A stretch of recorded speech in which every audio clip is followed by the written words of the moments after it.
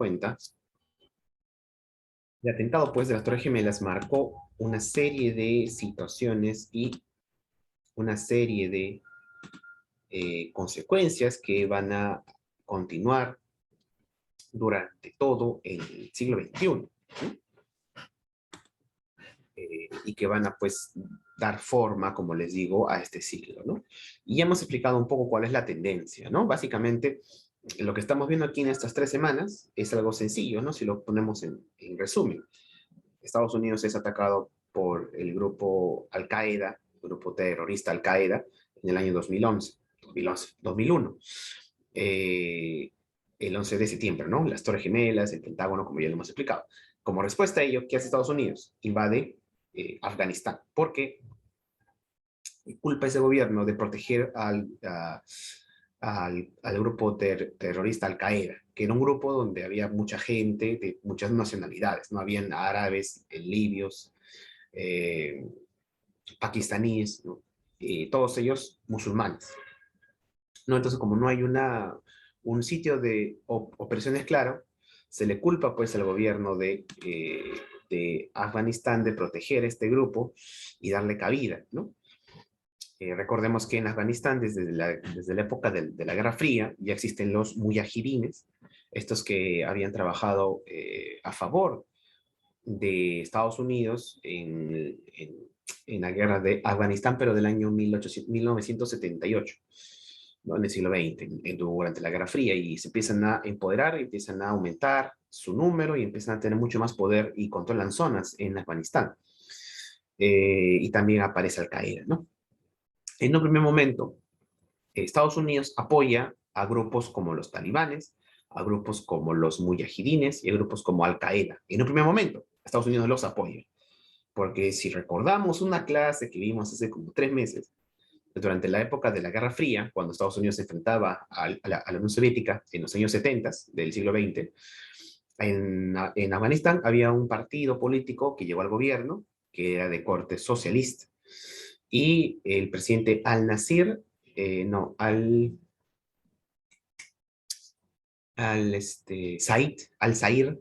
decide pues hacer muchas reformas de corte socialistas, ¿no? O de corte un poco según la óptica soviética, ¿no? Y da un poco de libertades, ¿no?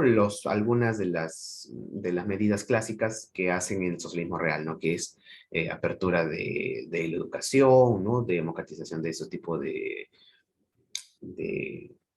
de sistemas. También ustedes saben, que también les explicaba que permiten que las mujeres ingresen a las universidades, ¿no? Y empieza a terminar un poco con esta dictadura cultural que existía en Afganistán, ¿no? Que prácticamente seguían las leyes del Islam. Esto no le va a gustar nada a los grupos radicales, ¿no? Que van a querer retomar el poder que tenían en Afganistán y volver con sus medidas tradicionalistas, ¿no? Y por eso que en esa época Estados Unidos apoya a los talibanes, apoya a los mujahidines y apoya al grupo Al-Qaeda, para que todos ellos puedan apoyar a Estados Unidos y derrocar ese gobierno de corte socialista. La Guerra Fría era así, ¿no? Si estás a favor de la Unión Soviética, automáticamente tienes como enemigo a Estados Unidos. Y si estás a favor de Estados Unidos, tienes como enemigo a la Unión Soviética. Muy bien.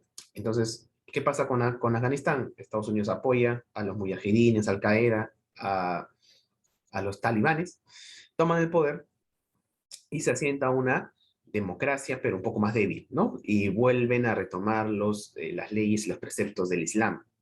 Y se quedan así por muchos años, ¿no? Pero ya dejó Estados Unidos ahí las bases para que estos grupos tengan cada vez más poder. Deja a los mujahidines, a los talibanes y Al Qaeda con mucho más fuertes, con muchas más zonas controladas. Y esto va a ser el germen de lo que va a surgir luego. Y años después ellos no se van a imaginar que el grupo Al Qaeda que Estados Unidos lo apoyó, ¿no? En los años 70 y se hace este atentado pues contra Estados Unidos. Porque después en el poder ya se pelean entre los dos, ¿no? Estos grupos tan radicales y tan fanáticos empiezan a tener un poco de rechazo entre Estados Unidos, porque Estados Unidos tenía controladas pues muchas zonas de, del Golfo Pérsico, del Medio Oriente, por el petróleo, ¿no? Desde la época de la guerra de Irak y la guerra de Kuwait en los años 90, ¿no? Entonces, estos grupos que son tan radicales y se basan en el Islam, empiezan a crear un discurso de que los capitalistas, los estadounidenses, son el demonio, son el diablo, porque no creen en su religión, que es Alá, y ellos son los buenos y que vienen a salvar al mundo árabe. Y empiezan a culpar a Estados Unidos de que son lo peor del mundo, ¿no? Luego llega Saddam Hussein a reforzar esto, ¿no? Él era el dictador de Irak durante los años 90, los años 2000, ¿no? Y empieza pues a crear y a incentivar también este discurso, ¿no? Y a partir de eso empieza todo el problema del odio, el problema de rechazo ante Estados Unidos, y años después, este mismo grupo, Al-Qaeda, hace un atentado contra Estados Unidos. Esa es la línea de orden, esa es la línea de tiempo que quiero que entiendan, ¿no? Que más o menos nos ayuda a entender este gran problema que tuvo Estados Unidos. Primero apoyó a estos grupos, como los talibanes, el Al-Qaeda, los grupos terroristas, los apoyó para llegar al poder y tomar el control de ese país y evitar la influencia de la Unión Soviética. Pasaron años, Estados Unidos siguió controlando esta zona, creció el rechazo, viene Saddam Hussein, el presidente de Irak, el dictador, y genera pues este discurso que ya estos grupos tan radicales ya venían construyendo. Y este odio es tal que luego en el 2001 llega el atentado. Ese es el orden, ¿ya? Todo eso viene con esto. Después del atentado, Estados Unidos ya reacciona y toma pues un contragolpe y vuelve a controlar directamente con el ejército zonas específicas del Medio Oriente. Estados Unidos, que justifica, vamos a defendernos, ¿no? Nos han atacado, así que tenemos el derecho de defendernos, ¿no? ¿Y qué hacen para defenderse? Van a Afganistán para invadir ese país porque supuestamente ahí está protegiendo Al Qaeda y a su líder, pues, Osama Bin Laden, ¿no? Y luego también, y lo vamos a ver aquí, decide pues invadir Irak, porque justificaban de que Irak apoyaba a Afganistán en cubrir al grupo Al-Qaeda. Y estas dos invasiones se dan como consecuencia de que, bueno, de prácticamente encubrir al grupo Al-Qaeda. Eso es lo que dice Estados Unidos, ¿no? Pero ya sabemos que todas las guerras en la historia, jóvenes, que todas las guerras en historia siempre se dan por cuestiones económicas, ¿no? Todas las guerras en historia se han dado por cuestiones económicas. Todas las guerras en historia tienen un trasfondo económico. Todas, ¿no? Y se los he explicado muchas veces, ¿no? Todo lo que se dice después ya es un pretexto, es una justificación, es una elaboración, ¿no? Claro que por supuesto también siempre hay razones políticas, hay razones diplomáticas, ¿no? A veces también se dan guerras por cuestiones de imperialismo, tomar zonas, pero todo en el fondo todas las guerras es por cuestiones económicas, desde las más antiguas hasta las actuales. ¿Cuál era la función o cuál era el trasfondo económico o el, el motivo económico por el cual Estados Unidos decide invadir esta zona? Controlar el mercado mundial de petróleo. Jóvenes, porque Estados Unidos aprendió de que no podía estar dependiente de algunos países con respecto al petróleo. El petróleo actualmente pues es uno de los recursos más valiosos en el mundo y es el recurso que destruye países o los hace crecer. Es un recurso vital para nuestro siglo. Estados Unidos aprendió algo, un duro golpe en los años 70 con la crisis del petróleo. En el año 73 ocurre una crisis mundial del petróleo y los países árabes crean una especie de liga para proteger su producto. Los países árabes se dan cuenta de que las potencias siempre han deseado su zona, así que prácticamente, bueno, en resumen, para explicarlo todo eso más rápido, deciden pues crear una liga para controlar ellos el precio del petróleo. Y como ellos eran los principales productores mundiales de petróleo, empiezan pues a ponerle precio a esto. Y hay una crisis mundial de petróleo y Estados Unidos se ve muy afectado. Si Estados Unidos se da cuenta que si no controla esto, cualquier dictador, cualquier potencia, cualquier día, se le vuelve a ver una crisis similar. Así que desde ese momento hay una política externa, hay una política invasiva de Estados Unidos de controlar zonas del petróleo, ¿no? Y lo hace con la invasión, pues, a esta zona del Golfo Pérsico, a esta zona del Medio Oriente, después del atentado de las Torres Gemelas, ¿no? Esa es su finalidad, ese es su principal anhelo, ese es su principal objetivo, tener las bases y controlar el precio del petróleo mundial. Pero esto le va a salir muy caro, le va a costar muchos años, mucho esfuerzo, muchas vidas humanas, muchos millones de dólares controlarlo. Al final le va a salir como una buena jugada esto de Estados Unidos de controlar esta zona del petróleo. A corto plazo sí, porque pudo controlar el precio de petróleo mundial, porque tenía controladas zonas de grandes yacimientos petroleros de estos países. Pero a largo plazo, no. A largo plazo, no, porque, como les digo, son casi 20 años y hasta hace poco, los presidentes últimos de Estados Unidos, como Barack Obama y como Joe Biden, deciden ya pues retirar a las tropas y ya sacar a las tropas de Estados Unidos y dejar de invadir estos países. Y Estados Unidos actualmente, hoy día, ya no tiene mucho control sobre esta zona. Tiene acuerdos con empresas multinacionales en muchos lugares del mundo, pero ya no tiene un poder directo como lo tenía hace unos 10, 15, 20 años. Hasta hace poco, como les digo, los últimos presidentes de Estados Unidos han hecho mucho para sacar pues, ¿no? sus tropas de ahí. Incluso el presidente Barack Obama ganó un premio Nobel de la Paz, un premio Nobel muy, muy discutido, por ordenar el retiro de las tropas estadounidenses del Golfo Pérsico, ¿no? Porque ya simplemente era muy caro esto, ¿no? Imagínense el Estado pagar millones de dólares para enviar a soldados a una región para controlarla y tener todos los días incursiones y también habían bombardeos, ¿no?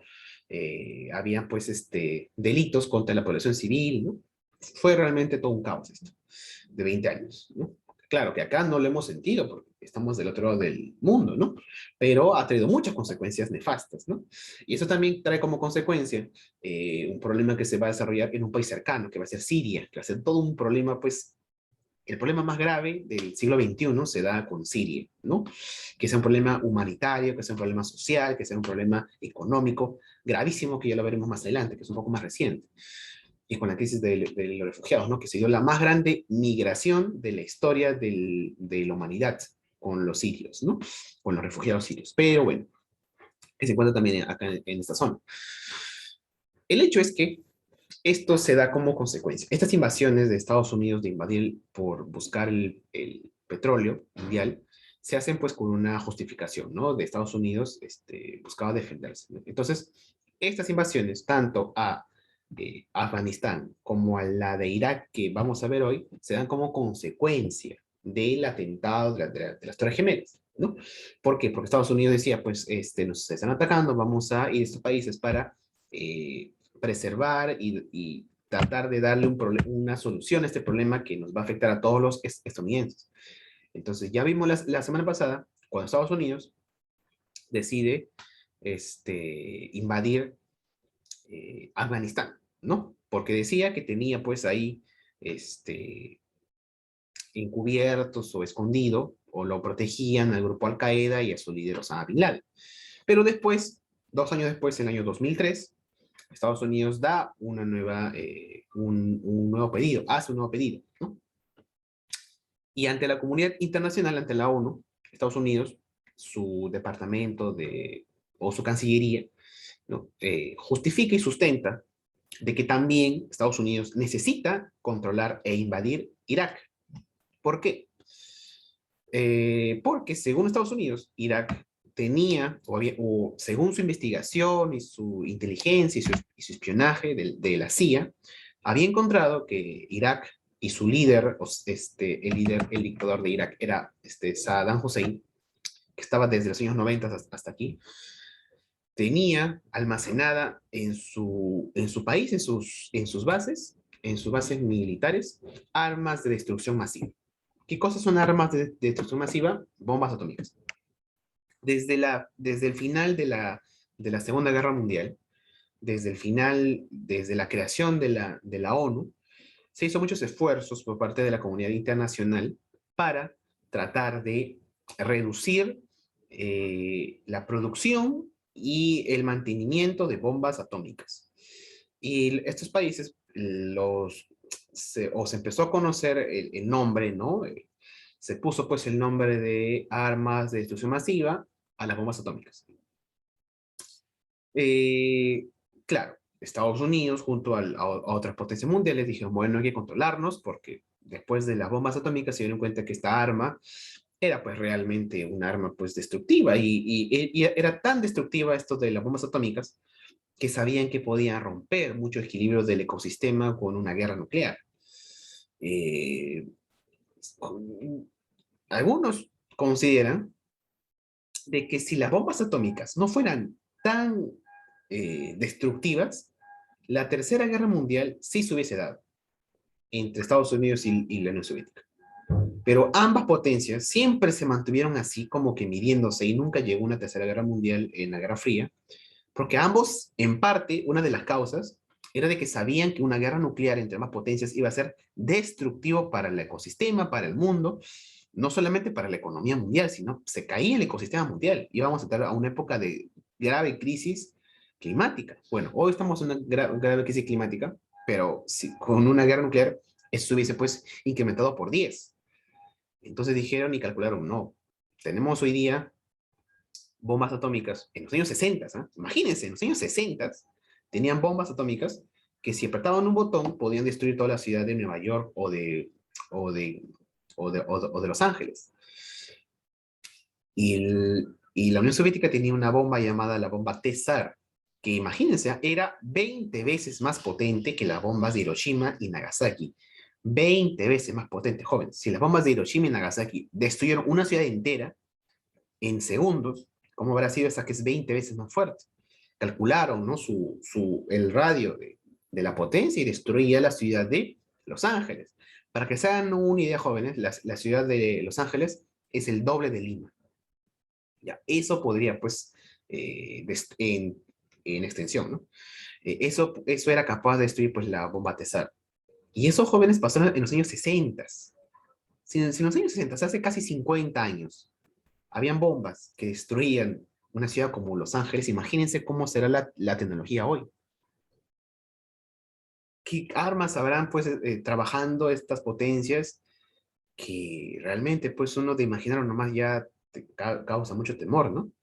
Si en los años 60 la carrera espacial estuvo pues comandada por Estados Unidos, ustedes saben que es un dato muy famoso este, que el software, el sistema con el que el hombre llegó a la luna, del Apolo 11, ¿no? Esta tripulación, ¿no? Esta cabina, esta máquina del Apolo 11, el software con el que se llevó al hombre a la luna, hoy día no sería nada en comparación a cualquier celular. Cualquier celular hoy día tiene 100 veces más capacidad que el software del Apolo 11 que llevó al hombre a la luna. O sea, si hoy día hay esa cantidad de tecnología en nuestro mundo, imagínense cómo hacen las armas.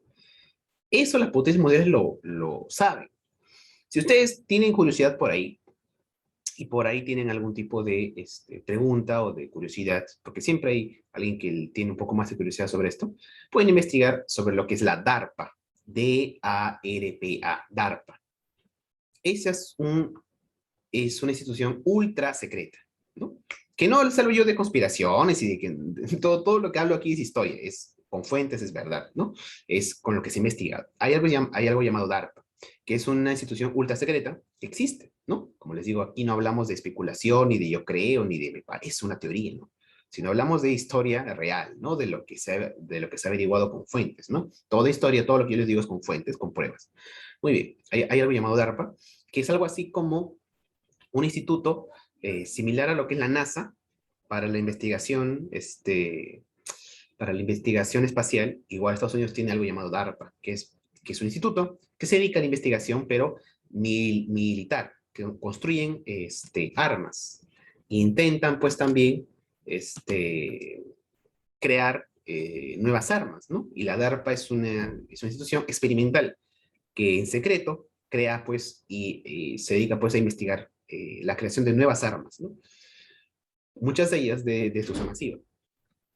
Y pues tienen un montón de creaciones y de inventos, también ha salido hace poco también una noticia, ¿no? Donde están creando pues androides, robots, crean también trajes, crean uniformes, ¿no? Desde los años 2000, ¿no? Cuando ya Estados Unidos empieza a invadir Irak, esta agencia empieza pues a trabajar mucho más, ¿no? Y crea pues trajes. Yo recuerdo muchas veces que empezaban a sacar a tecnologías como trajes invisibles, como balas que se desvían, pero eran experimentales, ¿no? Nunca se llegaron pues a fabricar de una manera masiva, ¿no? Pero tenían ya la tecnología para hacerlo. Y eso fue hace que les comento, en el año 2004, 2005. Ahora pues tendrá mucho más, ¿no? Ahora lo último que sacaron fueron exoesqueletos para poner a soldados que tengan una base para resistir mucho más peso. Eso ya está hecho. Y así, esos inventos los trabaja la DARPA, que es un instituto secreto, experimental, donde hacen muchas armas. Y también las armas de destrucción masiva. A lo que voy con todo esto, jóvenes, que les estoy comentando, es que desde la época de la Guerra Fría, Estados Unidos viene desarrollando mucha investigación en armamento. Y no solo Estados Unidos. La Unión Soviética, China, que también está a la vanguardia de la tecnología mundial, para las armas también, y también la India. Entonces, a lo que voy con todo esto es que Estados Unidos, al darse cuenta de la potencia y la capacidad destructiva de estas armas, como las bombas atómicas otras más, ha tratado pues de decir, oye, no, si vamos a una guerra nuclear, todos acá nos morimos, porque esto de acá es algo que no lo podemos controlar, se nos va a ir de las manos. Es como leía en alguna parte leí hace años que es como cuando Prometeo descubrió el fuego, ¿no?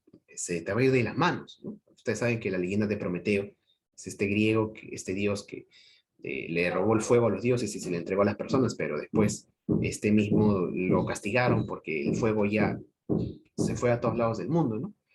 Y de ahí viene la palabra, no sé, jugar con fuego, ¿no? Bueno, eso más o menos le pasó a las potencias, dijeron, no, esto se nos va a ir de las manos. Y como te digo, si es que en esos años las bombas atómicas no hubieran sido tan destructivas, la Tercera Guerra Mundial sí o sí se hubiese dado. Porque una de las causas para que no se dé esta Tercera Guerra Mundial entre Estados Unidos y la Unión Soviética fue esta misma, la destrucción potente que causarían las bombas atómicas que ya tenían en esa época, en los años 60, en los 70. Y como les digo, si hace 50 años teníamos esta cantidad de armas, imagínense cómo será hoy día. Ya no hay planeta Tierra, ¿no? Pero bueno, en esa época ya se dieron cuenta de eso. Así que siempre hubo una necesidad, ¿no? De tener cierta diplomacia para evitar eso, porque fácil, Estados Unidos le enviaba un misil y caía pues en Moscú, y desde Rusia salía otro bomba atómica que destruía de un día a otro Los Ángeles. Y sacaba pues su economía de ambos países, ¿no? ¿De qué les servía entonces? Era demasiado destructivo. Ya lo había dicho Albert Einstein en los años 50. Si hay una tercera guerra mundial, la cuarta guerra mundial sería con palos y piedras, porque la civilización y la humanidad se destruiría, ¿no? Y tendríamos que volver a la época primitiva, ¿no? Eso ya lo dijo Albert Einstein, y las potencias mundiales lo sabían. Es por eso que después de la Segunda Guerra Mundial, después de la Guerra Fría, empezaron a pactar los países en la ONU para limitar el trabajo, el resguardo, la producción de bombas atómicas. Pero claro, como hay un choque grande de intereses, cada país decía, no, pero cada país tiene el derecho de mantener sus bombas para defenderse, ¿no?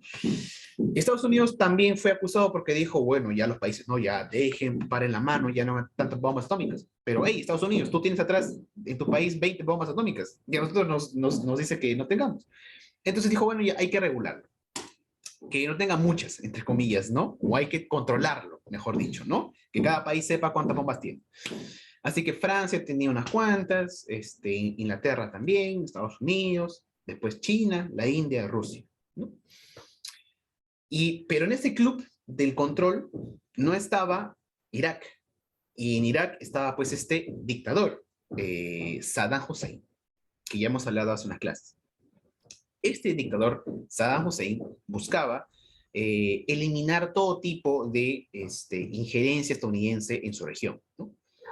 Es algo más o menos así como lo que fue Hugo Chávez. Hugo Chávez en Venezuela en su momento era también el que intentaba liderar una especie de antiimperialismo en Sudamérica, ¿no? Quería retirar todo tipo de influencias estadounidenses de acá de la región. Bueno, Saddam Hussein era como Hugo Chávez, pero 20 veces más poderoso, porque tenía un ejército mucho más poderoso, tenía una economía mucho más grande y tenía armas de destrucción masiva, tenía bombas atómicas. Ya se imaginarán el peligro que significó en su momento Saddam Hussein, el dictador de Irak. Entonces, se descubre, se espía, se investiga y se da la conclusión de que Irak tenía armas de destrucción masiva. Y esto fue la justificación que llevó a Estados Unidos ante la ONU y explicó, ¿no? Hemos tratado de regular todas las armas de destrucción masiva, ¿no? Todos hemos quedado en que vamos a hacer menos o también lo vamos a controlar, ¿no? Y cada país va a saber cuántas armas tiene, ¿no? Para que esto no se, para que no desencadene esto en una posible guerra, ¿no? Ya está bien, pero Irak no estaba en ese club, no estaba en ese acuerdo. Irak, pues, mantenía y producía un montón de bombas, según Estados Unidos. Porque años después, al final, no se encontró nunca estas bombas de destrucción masiva. Estados Unidos sospechaba y tenía, pues, indicios de que las tenía, ¿no? Y dijeron, bueno, entonces para comprobarlo hay que ir allá, ¿no? Hay que invadirlos para controlar y evitar que eso pase. ¿Cuál fue uno de los indicios de Estados Unidos para asegurar de que Irak tenía bombas atómicas o armas de destrucción masiva, como le decían? El uranio. Ellos compraban mucho uranio de países cercanos como Irak, como Arabia, como Pakistán. El uranio es un material muy extraño que no se encuentra mucho en nuestro planeta, que básicamente es un componente clave para la construcción y para la elaboración de bombas atómicas. Entonces, como Estados Unidos descubre de que Irak compra mucho uranio y de países aliados, dicen, no, el uranio solamente sirve para eso, para las bombas nucleares. Así que tenemos que ir ahí a evitar que Irak siga manteniendo sus armas de destrucción masiva. ¿De acuerdo? Y desde los años 90 ya venía sospechándose esto, porque recordemos, en Irak el dictador era Saddam Hussein, que desde los años 80 hasta los años 2006 es dictador en Irak, casi 25 años es dictador de este país, ¿no? Y él, como les digo, es como un Hugo Chávez, pero de la región, ¿no? Intenta sacar todo tipo de influencias estadounidenses de su región y hacer el mundo árabe un poco más fuerte, ¿no? Pero tiene armas nucleares, tiene un ejército mucho más potente, ¿no? Como les digo, es mucho más poderoso y más peligroso para los intereses de Estados Unidos. Entonces, se le acusa a Irak internacionalmente de esto, y esta es la justificación para que Estados Unidos invada Irak. O sea, el atentado de las Torres Gemelas se da el año 2001. Ese mismo año Estados Unidos invade Afganistán porque decía que estaban encubriendo a Al-Qaeda, al grupo Al-Qaeda, ¿no? El que hizo el atentado. A los 2 años, Estados Unidos va ante la ONU y dice, tenemos pruebas, indicios, más que pruebas, de que Irak tiene armas de destrucción masiva, tiene bombas atómicas, porque hemos visto que están comprando uranio, y eso solamente sirve para eso. Entonces tenemos que ir ahí a invadirlos. Y se invade Irak en el año 2003, ¿de acuerdo? 2003. Además, ¿por qué invaden Irak? Porque Saddam Hussein apoyaba a Al-Qaeda y a estos grupos, porque estaban en contra de Estados Unidos. Entonces era la razón ya suficiente para invadirlos. Chicos, ya saben, acá tenemos un minuto, pero igual se conecta con el mismo link, ¿ya? Entonces, eso todo lo que se ha comentado hasta ahora básicamente es el antecedente y la causa de por qué Estados Unidos invade Irak. ¿Ya? Lo que vamos a ver aquí sí, simplemente es el desarrollo y las consecuencias, ¿no? Que ya es la última parte. Bueno, se forma una coalición, ¿ya? Así como se formó una coalición para invadir Afganistán, también se forma un grupo, una alianza, una liga para invadir Irak, ¿no? De los países que apoyan a Estados Unidos, los socios, ¿no? Pero estos países que invaden Irak tienen un poco